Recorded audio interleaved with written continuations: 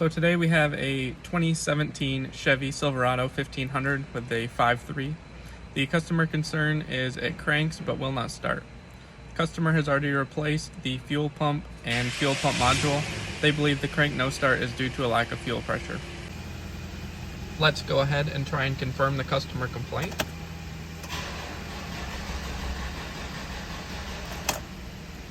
As you can see, the vehicle does indeed crank but will not start. So I've brought up some scan tool data here that I think will be helpful to us in diagnosing this truck. We have the fuel pump enable command, fuel pressure sensor backed by the tank, and fuel rail pressure as well as engine speed. Now I'd expect when we crank this engine, we should see the fuel pump enable command go to on, and the fuel pressure sensor should jump up somewhere between 60 and 80, and the rail pressure should be several hundred psi. So let's go ahead and try and crank this engine and see what happens.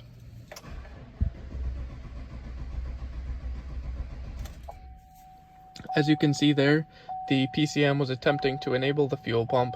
However, we had no fuel pressure in the rail or back of the fuel tank. So, another thing the customer mentioned was that if they commanded this fuel pump on with the scan tool, they would get the engine to run for a few seconds and then it would die. So let's go here to fuel pump enable, and we'll scroll down here till we find fuel pressure. So let's turn the pump on and see what happens.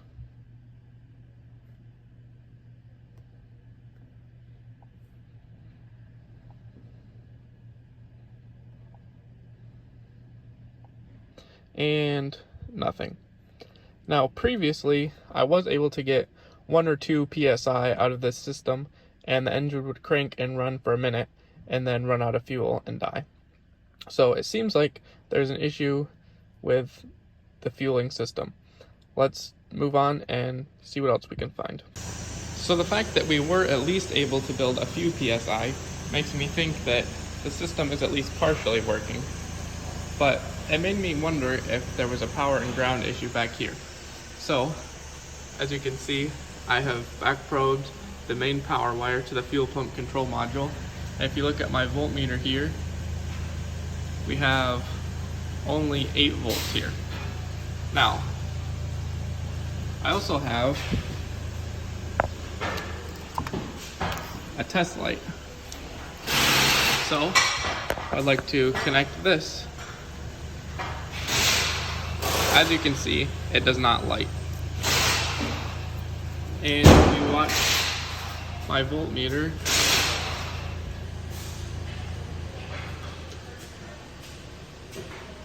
we have 8 volts. And when I touch it with the test light,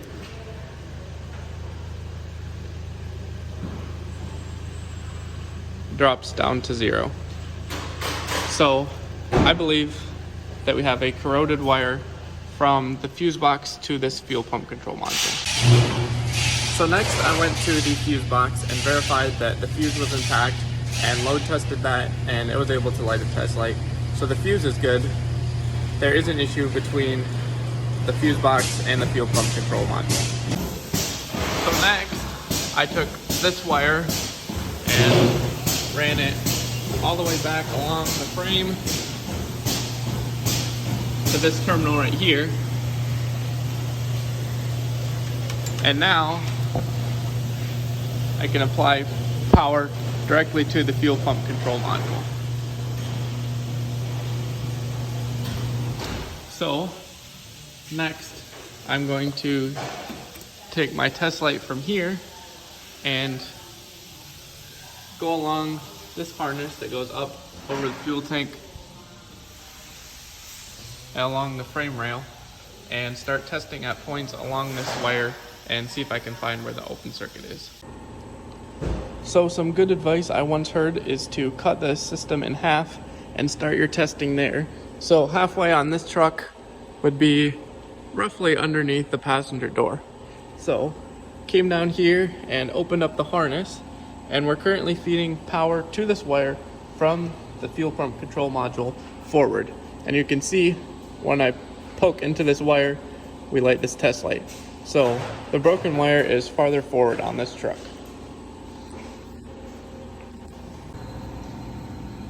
As you can see, I've already retaped the harness here, but the next thing I did was come right below this fender line, open up and test in here.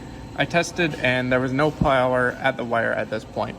So I moved back between our 2 points closer to the middle of the driver's door and tested right here, and you can see the test light does not light.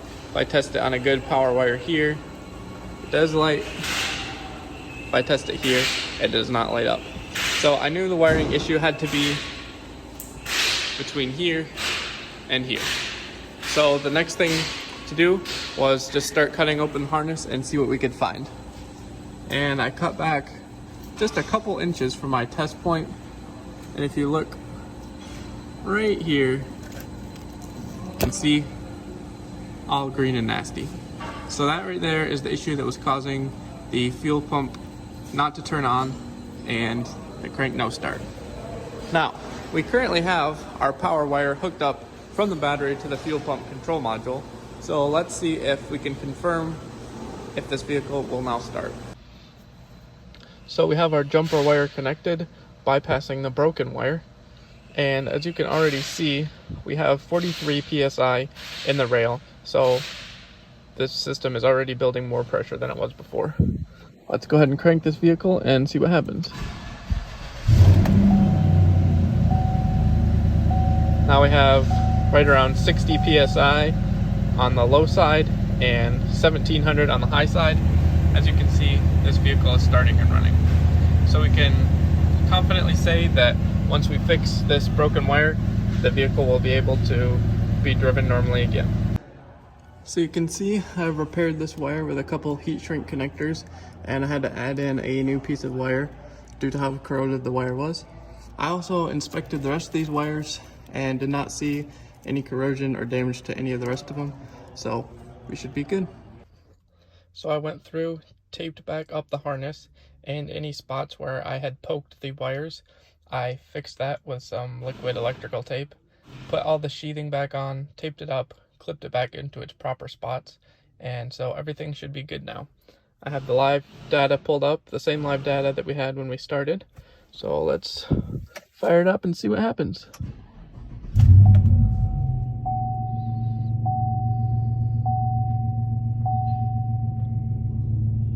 And there you can see we're idling fine, smoothly. We have proper fuel pressure. It's pretty close to the desired.